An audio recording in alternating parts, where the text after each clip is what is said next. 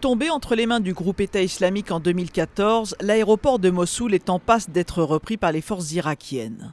Le site n'est plus opérationnel depuis longtemps, mais son contrôle est une victoire stratégique pour récupérer la partie occidentale de la ville, encore sous le contrôle de quelques 2000 djihadistes.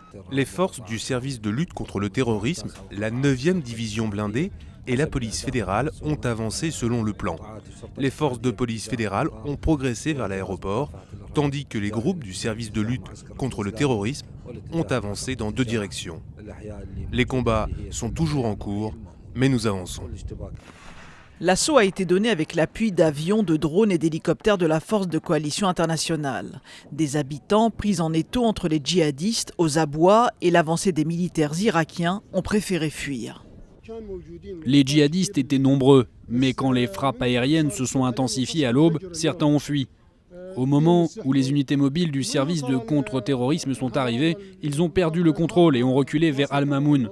Nous avions peur des bombardements, alors nous avons décidé de fuir en direction des unités mobiles.